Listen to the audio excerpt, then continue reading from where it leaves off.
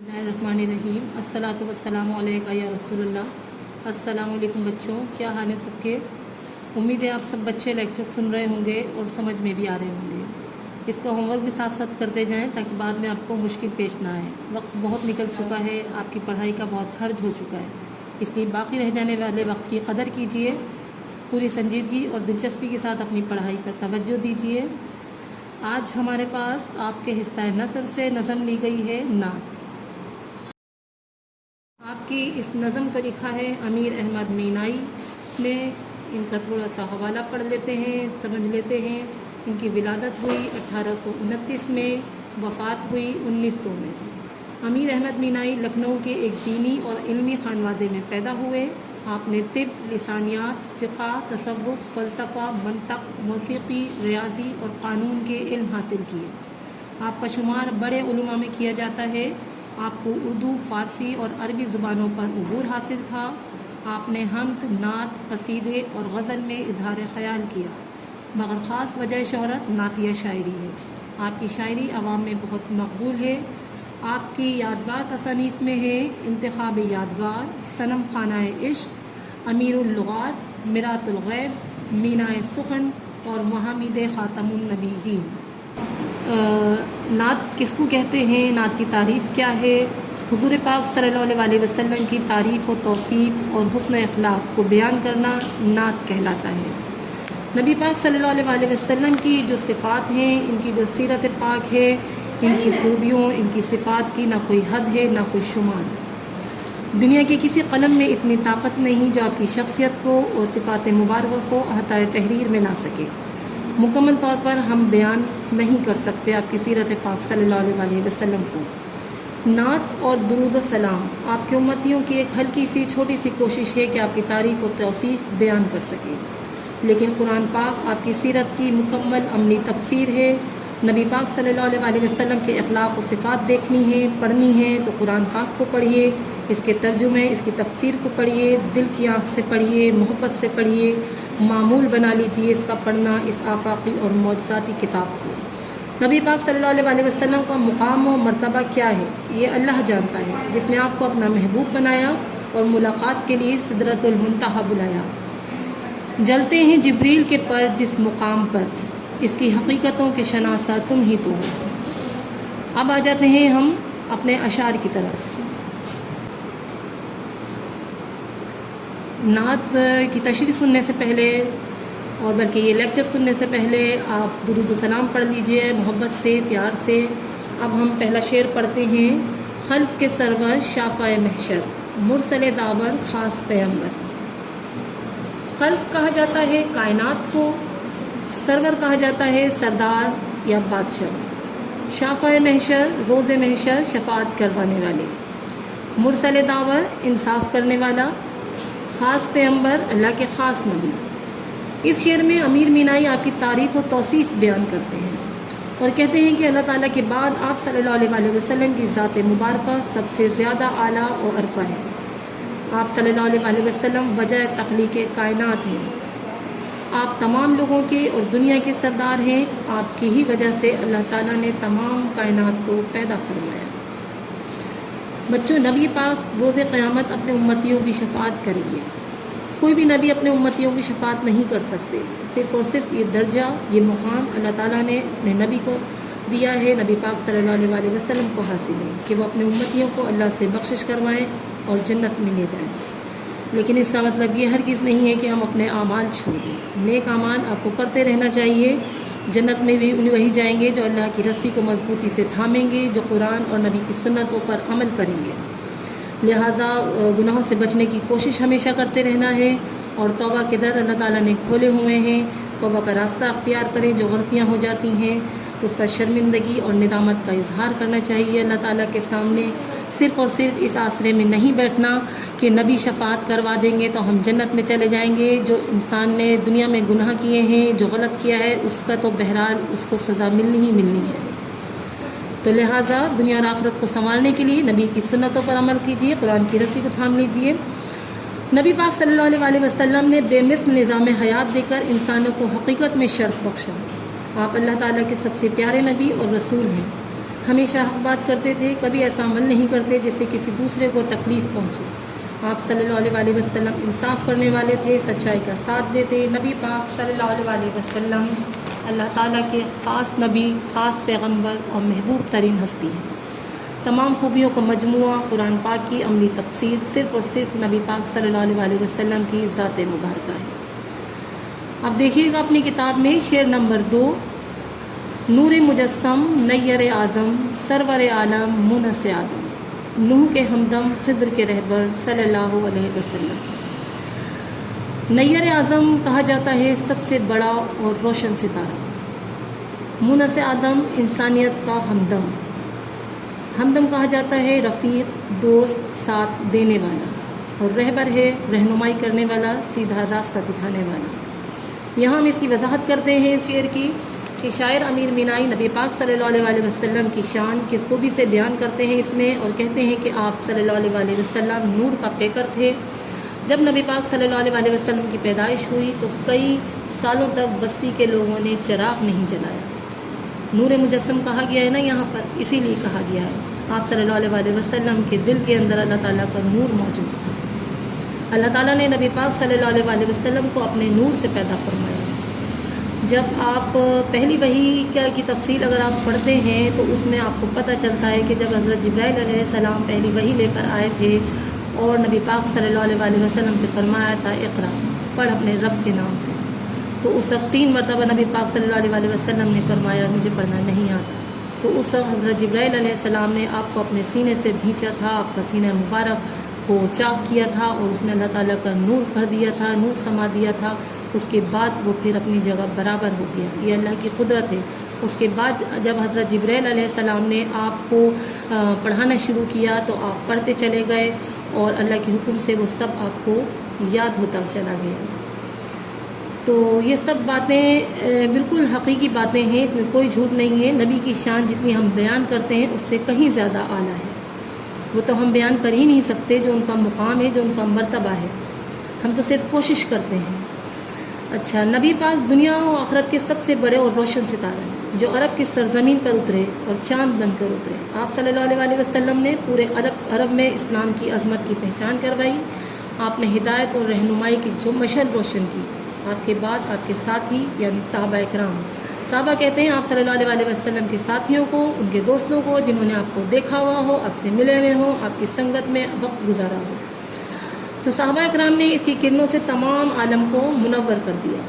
آپ مشعل راہ ہیں، انسانیت کے ہمدرد، ہمیشہ انسانیت کی خدمت کی۔ آپ حضرت نوح علیہ السلام، حضرت خضر علیہ السلام کے بھی رہبر ہیں۔ بڑے کمال کی بات ہے کہ جو انبیاء آپ سے پہلے گزر چکے ہیں آپ ان کے بھی رہبر و رہنما ہیں۔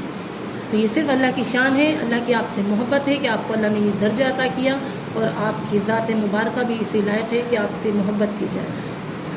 حضرت نوح علیہ السلام اللہ کے حکم سے رات کی تاریکی میں سمندروں میں بڑی بڑی کشتیوں کو راستہ دکھاتے ہیں۔ نبی پاک صلی اللہ علیہ وسلم دنیا کے بادشاہ ہیں لیکن کبھی بادشاہوں والی زندگی بسر نہیں کی، ہمیشہ سادگی اختیار کی۔ آپ کی تعلیمات ہمارے لیے بہترین نمونہ ہیں اور ان پر چل کر ہی ہم اپنی دنیا اور آخرت کو سنوار سکتے ہیں۔ اب دیکھیے گا تیسرا شعر آپ کی کتاب میں، بحر سخاوت کان مروت آیا رحمت شافع امت، مالک جنت قاسم کوثر صلی اللہ علیہ وسلم۔ بحر سخاوت کہا گیا ہے سخاوت کا سمندر، کان مروت نیک دل اور فیاض، آیا رحمت اللہ کی رحمت کی نشانی، شافع امت امت کی شفاعت کروانے والے، مالک جنت جنت کے مالک، سب سے پہلے آپ صلی اللہ علیہ وسلم ہی جنت میں داخل ہوں گے، قاسم کوثر حوض کوثر سے امتیوں کو پانی تقسیم کرنے والے، جس کے مالک بھی صرف اور صرف نبی پاک صلی اللہ علیہ وسلم ہیں۔ یہاں ہم اس کی وضاحت بیان کرتے ہیں۔ اس شعر میں شاعر امیر مینائی نے نبی پاک صلی اللہ علیہ وسلم کی تعریف بیان کی ہے، ان کی بڑائی بڑے اچھے طریقے سے بیان کی ہے، اور کہتے ہیں کہ آپ بحر سخاوت ہیں، یعنی سخاوت کا سمندر، بے حد سخی۔ بہت نہیں ہوتا تھا آپ صلی اللہ علیہ وسلم کے پاس، لیکن جتنا ہوتا تھا بانٹ دیا کرتے تھے، تقسیم کر دیا کرتے تھے، کبھی اپنے لیے بچایا نہیں، اگلے وقت کے لیے نہیں رکھا، اللہ پہ توکل، اللہ پہ یقین، یہی آپ کی زندگی تھی۔ لوگوں کی مدد کرنے میں ہمیشہ سخاوت سے کام لیا۔ آپ صلی اللہ علیہ وسلم کے دروازے سے کبھی کوئی سائل خالی ہاتھ نہیں گیا، سائل کہا جاتا ہے مانگنے والا، طلب کرنے والا۔ اگرچہ 2 کھجوریں بھی ہوتی تو فقیر کو دے دیتے، اور وہ بھی نہ ہوتی تو مٹھی بھر آٹا دے دیتے، لیکن خالی نہ لوٹاتے۔ آپ صلی اللہ علیہ وسلم سے بڑھ کر کوئی سخی نہیں۔ شاعر نے آپ کے لیے لفظ کان مروت استعمال کیا ہے، یعنی نیک دل اور فیاض۔ آپ اللہ کی رحمت کی نشانی ہیں۔ اللہ نے آپ پر ان گنت یعنی بے شمار، جس کا کوئی حساب ممکن نہیں، رحمتیں نازل کی۔ آپ شافعِ امت ہیں۔ روز قیامت آپ اپنی امت پر کی بخشش کروائیں گے اور جنت میں لے جائیں گے۔ آپ مالک جنت ہیں، تمام نبیوں کے رہبر ہیں اور تمام مسلمانوں کے، تمام لوگوں کے لیے رہبر ہیں۔ نبی تو ہم تو امتی ہیں، لیکن جو سیکھنا چاہے، جو دائرہ اسلام میں داخل آنا چاہے، تو وہ بھی آپ صلی اللہ علیہ وسلم کی شفاعت سے بہرہ مند ہو سکتا ہے۔ اب یہ انسان کا نصیب ہے کہ وہ ہدایت پکڑتا ہے یا نہیں پکڑتا۔ ہدایت پانے کے لیے بھی نیت ہونی چاہیے، دل کا ارادہ ہونا چاہیے۔ ہدایت ملتی اس کو ہے جو ہدایت پانا چاہتا ہے، توفیق ملتی اس کو ہے جو توفیق حاصل کرنا چاہتا ہے۔ تو اپنی نیتوں میں، اپنے ارادوں میں یہ رکھیں، یہ ارادہ رکھیں، یہ یقین رکھیں کہ آپ کو صراط مستقیم پر چلنا ہے، تو اللہ تعالیٰ آپ کا ہاتھ تھام لیتا ہے، انسان کو گرنے نہیں دیتا۔ آپ صلی اللہ علیہ وسلم اپنے پسندیدہ امتیوں کو حوض کوثر سے پانی پلائیں گے، جس کا پانی برف سے زیادہ ٹھنڈا، شہد سے زیادہ میٹھا اور دودھ سے زیادہ سفید ہوگا۔ اس حوض کوثر کے مالک بھی آپ صلی اللہ علیہ وسلم۔ شعر نمبر 4 دیکھیے گا۔ رہبر موسیٰ، ہادی عیسیٰ، تارک دنیا، مالک عقبہ، ہاتھ کا تکیہ، خاک کا بستر، صلی اللہ علیہ وسلم۔ ہادی عیسیٰ، ہادی کہا جاتا ہے ہدایت دینے والے۔ تارک دنیا، دنیا کو ترک کرنے والے۔ آخرت کے مالک، مالک عقبہ یعنی آخرت کے مالک۔ خاک زمین یا مٹی کو کہا گیا ہے۔ اب اس کی وضاحت سن لیتے ہیں۔ اس شعر میں شاعر نبی پاک صلی اللہ علیہ وسلم کے اوصاف بیان کرتے ہیں اور کہتے ہیں کہ آپ موسیٰ علیہ السلام کی بھی رہبر ہیں۔ اللہ تعالیٰ نے تمام انبیاء کرام پر آپ صلی اللہ علیہ وسلم کو برتری دی۔ آپ حضرت عیسیٰ علیہ السلام کے لیے بھی ہادی ہیں، ان کو ہدایت دینے والے ہیں، ان کو راستہ دکھانے والے ہیں، ان کے لیے رہبر ثابت ہوئے ہیں۔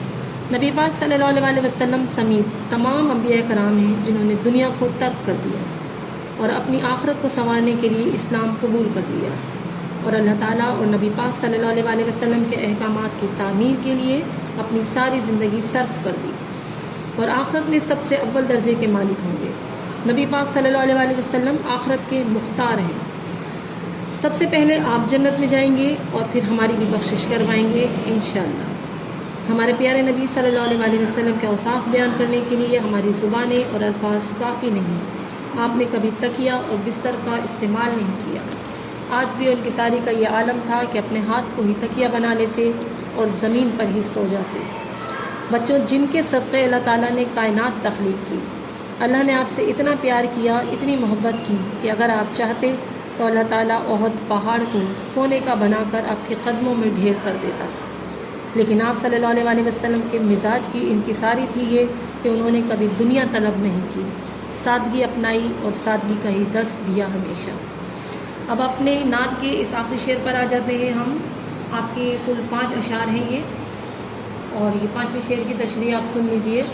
مہر سے مملو ریشہ ریشہ، نعت امیر اب اپنا ہے پیشہ، ورد ہمیشہ رہتا ہے اکثر صلی اللہ علیہ وسلم۔ مملو کہا جاتا ہے بھرا ہوا لبریز، ورد کہا جاتا ہے پڑھنا، بار بار دہرانا۔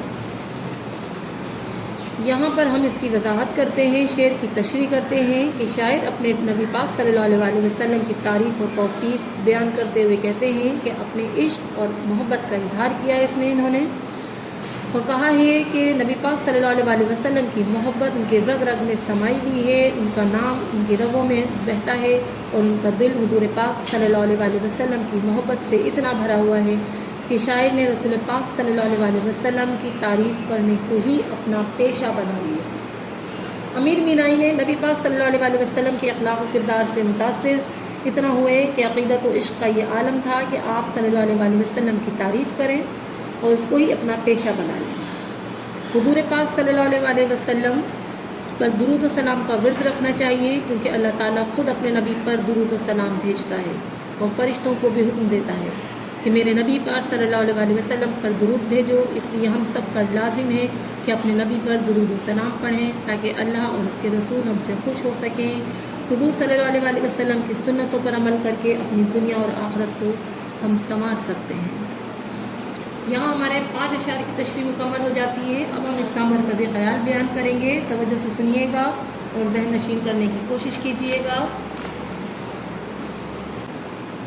مرکزی خیال جیسا کہ آپ جانتے ہیں کسے کہتے ہیں، کیونکہ نبی پاک صلی اللہ علیہ وسلم کی صفات مبارکہ کو بیان کرنا نعت کہلاتا ہے، تو لہٰذا اس کا مرکزی خیال بھی یہی ہے کہ نبی کی صفات و تعریف اور اوصاف کو بیان کرنا جہاں تک ممکن ہو سکے۔ اس نعت میں شاعر نے جو مرکزی خیال پیش کیا ہے، ان کا جو مرکزی خیال ہے وہ یہ ہے کہ نبی پاک صلی اللہ علیہ وسلم کی تعریف اور ان کی توصیف، ان کو اوصاف حمیدہ کو مد نظر رکھ کر پیش کیا۔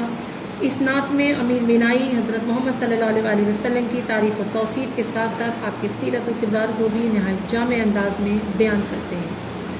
اس نعت کے ذریعے شاعر اپنی عقیدت اور محبت کا بھی اظہار کر رہے ہیں۔ وہ آپ کو شاخہ محشر لکھتے ہیں، وہ آپ کی تعریف میں آپ کو رحمت للعالمین لکھتے ہیں، نور مجسم لکھتے ہیں، آپ کو پیارے پیارے ناموں سے مخاطب کیا ہے جس کے حقدار نبی پاک صلی اللہ علیہ وسلم ہیں۔ آپ کو اللہ کی رحمت کی نشانی قرار دیا، کیونکہ بے شک اللہ نے اپنے حبیب کو ان تمام خوبیوں کو اوصاف جمیلہ کے ساتھ پیدا کیا۔ محمد کی محبت دین حق کی شرط اول ہے، اس میں گر ہو خامی تو ایمان نامکمل ہے۔ یہاں ہمارے 5 اشعار کی تشریح مکمل ہو جاتی ہے۔ اس کا کام آپ کر لیجئے گا، اس کے میں گرامر بھی موجود ہے، ردیف اور قافیہ بھی موجود ہے، تو اسے ہم پڑھ لیں گے، بعد میں کلاس میں سمجھا دیں گے انشاءاللہ تعالی۔ ابھی آپ اس کا کام کیجئے، توجہ سے پڑھیے، امید ہے آپ کو سمجھ میں آیا ہوگا۔ اپنا بہت خیال رکھیے گا، اللہ حافظ۔